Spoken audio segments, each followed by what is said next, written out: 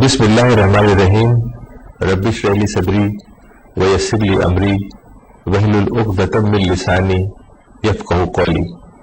اس programme میں آپ کا بہت بہت خیر مقدم ہے۔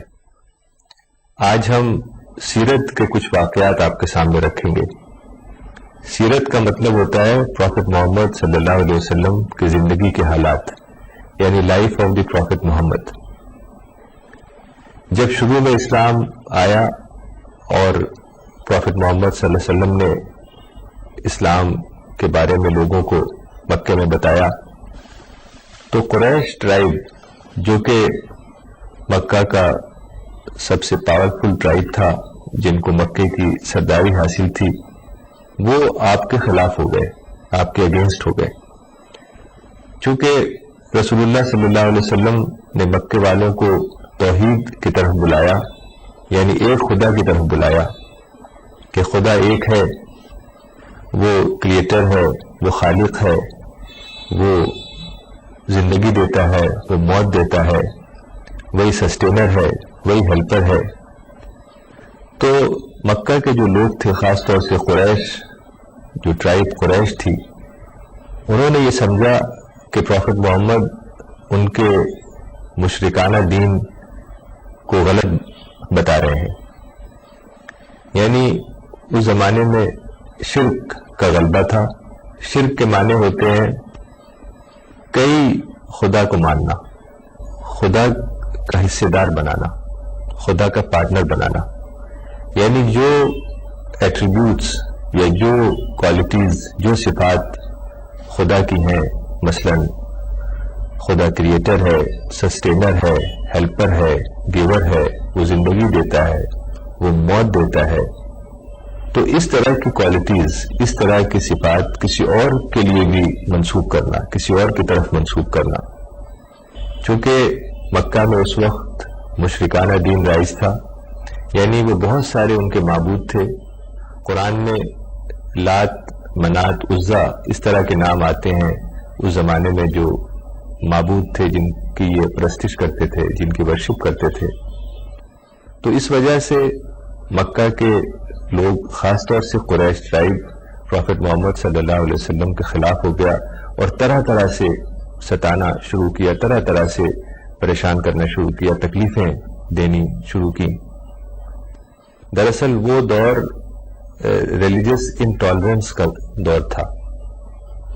اس زمانے میں آزادی نہیں تھی جیسے آج فریڈم ہے، آج ریلیجس ٹالرنس ہے، ڈیموکریسی ہے، اوپننس کا زمانہ ہے، نالج ایکسپلوژن کا زمانہ ہے۔ وہ زمانہ ریلیجس انٹالرنس کا تھا۔ اگر آپ کوئی مذہب اختیار کریں اس زمانے کے خلاف تو لوگ آپ کے اگینسٹ ہو جایا کرتے تھے۔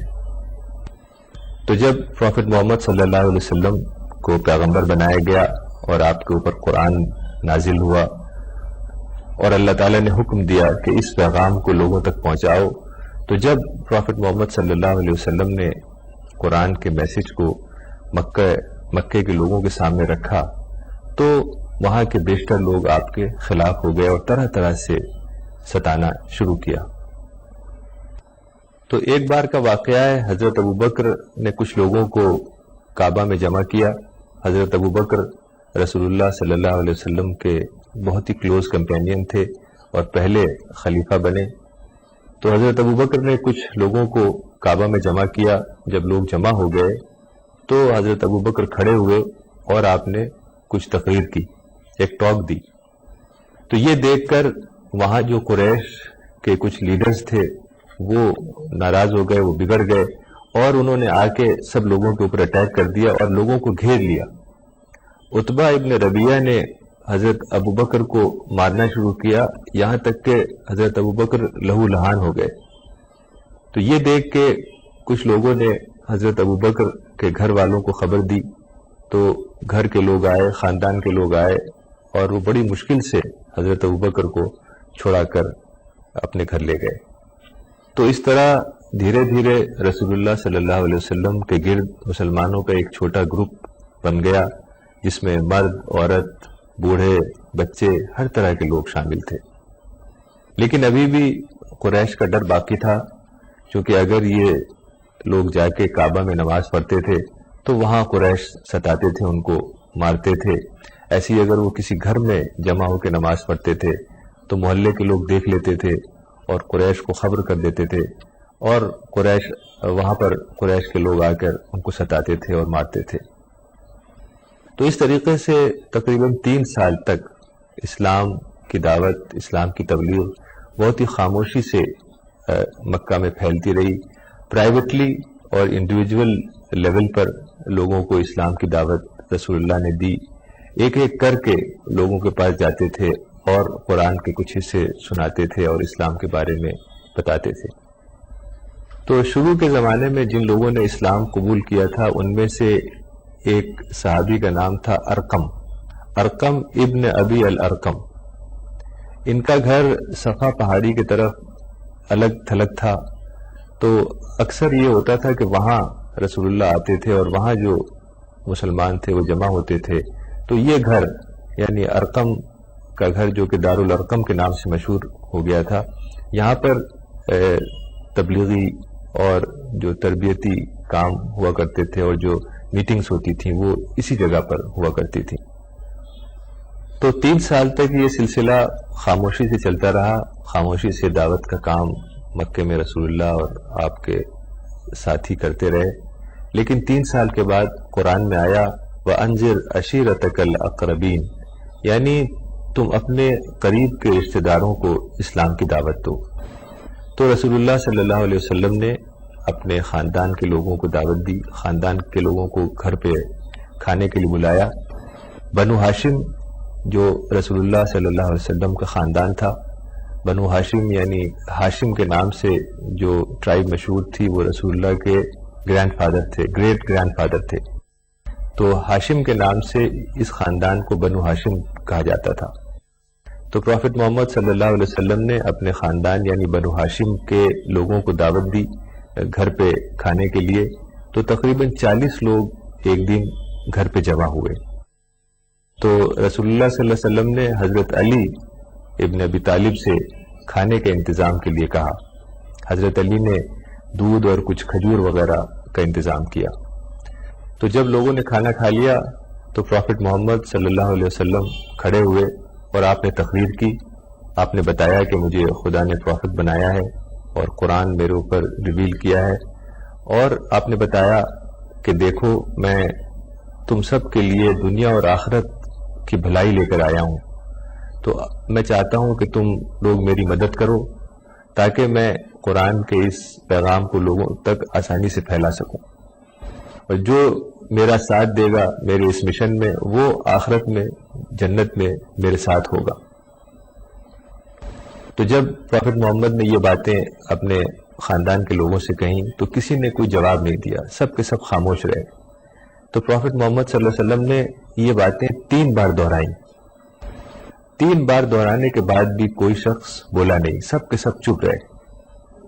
تو جب حضرت علی نے یہ دیکھا کہ کوئی شخص کچھ بول نہیں رہا ہے، حالانکہ ان کی عمر اس وقت صرف 12-13 سال تھی، تو آپ کھڑے ہوئے، حضرت علی کھڑے ہوئے اور بولے کہ اگرچہ میری آنکھوں میں درد ہے، میری آنکھوں میں تکلیف ہے اور میری ٹانگیں کمزور ہیں اور میں آپ سب سے چھوٹا ہوں، لیکن اس کے باوجود میں خدا کے رسول آپ کا ساتھ دوں گا۔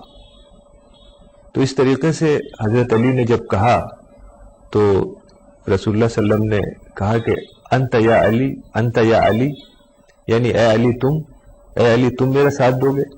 یعنی ان کو حیرانی ہوئی کہ یہاں سب سینئر لوگ موجود ہیں لیکن ایک بچہ جس کی عمر 12-13 سال ہے وہ کھڑا ہو کے کہہ رہا ہے کہ میں آپ کا ساتھ دوں گا۔ تو اس طریقے سے سارے لوگ واپس چلے گئے اور کسی نے آپ کے مشن میں ساتھ دینے کا وعدہ نہیں کیا۔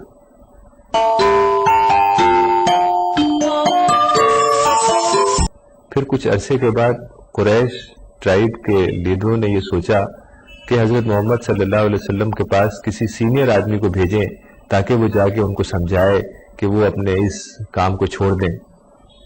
تو وہ حسین کے پاس آئے۔ حسین ایک مکہ کا شخص تھا جو کہ سینئر آدمی تھا اور لوگ اس کی کافی رسپیکٹ کرتے تھے۔ تو قریش نے حسین سے کہا کہ تم محمد کے پاس جاؤ اور ان سے کہو کہ ہمارے جو معبود ہیں ان کو وہ برا بھلا نہ کہے اور وہ اپنا کام جو کر رہا ہے اس کو بند کرے۔ تو جب حسین پروفٹ محمد کے پاس آئے تو پروفٹ محمد نے ان سے پوچھا کہ تم کتنے معبودوں کی پرستش کرتے ہو، یعنی کتنے معبود ہیں تمہارے جن کی تم ورشپ کرتے ہو؟ تو حسین نے کہا کہ 7 زمین پر اور 1 آسمان پر۔ تو پروفٹ محمد نے کہا کہ جب تمہارے اوپر مصیبت آتی ہے تو تم کس خدا کو پکارتے ہو؟ تو حسین نے کہا کہ ہم آسمان والے معبود کو پکارتے ہیں۔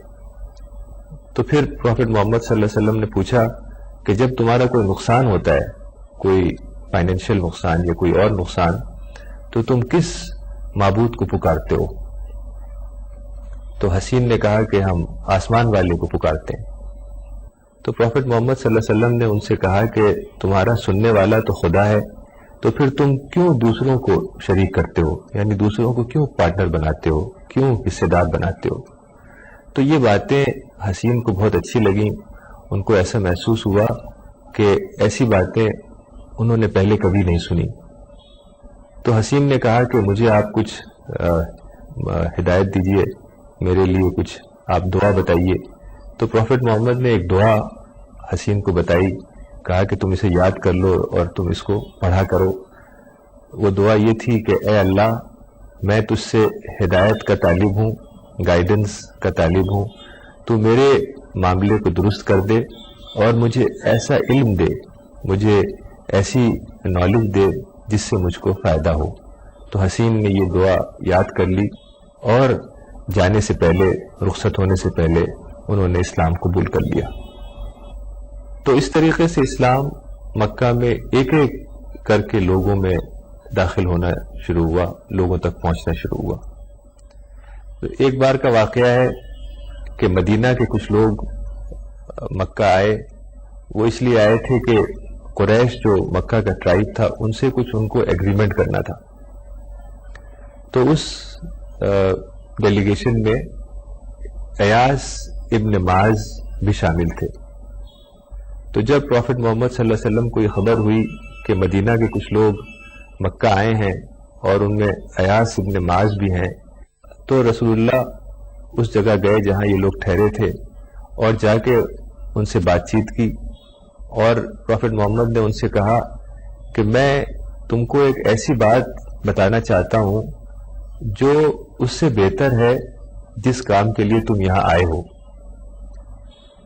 تو لوگوں نے کہا کہ وہ کون سی بات ہے جو اس سے بہتر ہے جس کام کے لیے ہم یہاں آئے ہیں؟ تو پروفٹ محمد نے ان سے بتایا کہ اللہ نے مجھے رسول بنایا ہے، مجھے پروفٹ بنایا ہے، اور مجھے اپنے بندوں کی طرف اس کام کے لیے بھیجا ہے کہ وہ قرآن کے میسج، کہ میں قرآن کے میسج کو کنوے کروں، اور تم اللہ کی عبادت کرو، ایک خدا کی عبادت کرو، کسی کے ساتھ اس کو شریک نہ کرو، اور پھر قرآن کا کچھ حصہ، قرآن کے کچھ آیات پڑھ کر سنائی۔ تو جب ایاس ابن معاذ نے پروفٹ محمد صلی اللہ علیہ وسلم کی باتیں سنی، قرآن کا حصہ سنا، تو انہیں بہت اثر ہوا۔ تو وہ بولے کہ اے لوگوں، یہ چیز اس سے بہتر ہے جس چیز کے لیے ہم یہاں آئے ہیں۔ لیکن جو ان کے ساتھی تھے ان میں سے ایک شخص تھا جس کا نام انس ابن رافع تھا، وہ بولا کہ ان باتوں کو چھوڑو، ہم یہاں کسی اور مقصد سے آئے ہیں، کسی اور کام سے آئے ہیں۔ تو یہ سن کر ایاس ابن معاذ خاموش ہو گئے اور پروفٹ محمد صلی اللہ علیہ وسلم واپس آ گئے۔ تو جب یہ قافلہ واپس مدینہ پہنچا تو ایاس ابن معاذ کی بہت جلد ڈیتھ ہو گئی۔ جو لوگ وہاں موجود تھے ایاس ابن معاذ کے آخری وقت میں، انہوں نے بتایا کہ ان کے جو آخری تھے، آخر وقت پر جو وہ اپنے زبان سے باتیں کہہ رہے تھے وہ یہ تھا، لا الہ الا اللہ، اللہ اکبر، سبحان اللہ، یعنی اس طرح کے کلمات آخر وقت میں ایاس ابن معاذ کے زبان سے نکل رہے تھے۔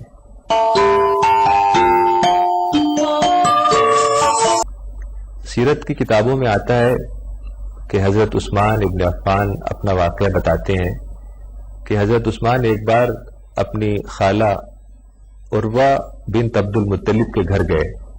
چونکہ ان کی خالہ بیمار تھی تو وہ ان کی طبیعت پوچھنے کے لیے، ان کی عیادت کرنے کے لیے ان کے گھر گئے. تو حضرت عثمان فرماتے ہیں کہ وہاں حضرت محمد صلی اللہ علیہ وسلم پہلے سے موجود تھے. تو حضرت عثمان نے پروفٹ محمد کو غور سے دیکھنا شروع کیا، غور سے دیکھنے لگے. تو یہ دیکھ کے پروفٹ محمد صلی اللہ علیہ وسلم نے کہا کہ اے عثمان، کیا بات ہے، تم کیوں مجھے اتنے غور سے دیکھ رہے ہو؟ تو حضرت عثمان نے کہا کہ بڑی حیرت کی بات ہے کہ پہلے آپ کا ہمارے درمیان کیا مقام تھا، اور اب ہم نئی نئی باتیں سن رہے ہیں، آپ عجیب عجیب باتیں کر رہے ہیں. تو رسول اللہ صلی اللہ علیہ وسلم نے ان باتوں کا کوئی جواب نہیں دیا، بلکہ قرآن کی چند آیتیں پڑھ کر ان کو سنائیں. اس کے بعد پروفٹ محمد اٹھ کر جانے لگے. تو حضرت عثمان بتاتے ہیں کہ میں بھی ان کے ساتھ پیچھے پیچھے ان کے ساتھ چل پڑا اور ان کے گھر تک پہنچ گیا، اور وہاں جا کر میں نے اسلام قبول کر لیا. تو اس طریقے سے اسلام شروع کے زمانے میں ایک ایک کر کے لوگوں تک پہنچا. تو ایک بار کا واقعہ ہے کہ پروفٹ محمد صلی اللہ علیہ وسلم کسی پہاڑی پر نماز پڑھ رہے تھے. تو ابو جہل نے دیکھا، تو ابو جہل نے پتھر سے مارا، پتھر پھینک کر مارا، اور پتھر آپ کو لگ گیا اور آپ کو چوٹ لگی اور خون بہنے لگا. تو یہ دیکھ کر ایک شخص پروفٹ محمد کے انکل جن کا نام حمزہ تھا ان کے پاس آیا اور کہا کہ حمزہ، تمہیں کیا ہو گیا ہے کہ تمہارے بھتیجے کو لوگ پتھر سے مار رہے ہیں اور تم ان کی مدد نہیں کر رہے ہو؟ تو حمزہ کو بڑا غصہ آیا. حمزہ ایک بڑے پہلوان قسم کے آدمی تھے اور ابھی وہ شکار کر کے آئے تھے. ان کے ہاتھ میں ایک لوہے کی کمان بھی تھی. تو اسی وقت وہ غصے میں کمان لے کے ابو جہل کے گھر پہنچ گئے اور ابو جہل کو وہاں جا کے کمان سے بہت زور سے مارا، یہاں تک کہ اس کے سر پہ چوٹ آئی اور خون نکلنے لگا. پھر حضرت حمزہ واپس آئے رسول اللہ کے پاس اور کہا کہ اے بھتیجے، میں نے آج تمہارا بدلہ لے لیا. تو یہ سن کر پروفٹ محمد صلی اللہ علیہ وسلم نے جواب دیا کہ چچا، اگر آپ اسلام قبول کر لیتے تو یہ میرے لیے زیادہ خوشی کی بات ہوتی. تو اس کے بعد حمزہ نے اسی وقت اسلام قبول کر لیا. تو حمزہ کے اسلام قبول کرنے کے بعد مسلمانوں کی تعداد 30 ہو گئی. تو اس طریقے سے ایک ایک کر کے مکہ کے لوگوں میں اسلام پھیلنے لگا اور رسول اللہ صلی اللہ علیہ وسلم لوگوں کے پاس جاتے اور ان کو قرآن کا حصہ سناتے اور اسلام کے بارے میں باتیں بتاتے. تو آج اتنا ہی. انشاءاللہ اگلے ایپیسوڈ میں حضرت محمد صلی اللہ علیہ وسلم کے کچھ اور واقعات آپ کے سامنے رکھیں گے اور دیکھیں گے کہ اس میں ہمارے لیے کیا سبق اور کیا رہنمائی کا سامان ہے. تب تک کے لیے خدا حافظ. وآخر دعوانا ان الحمد للہ رب العالمین.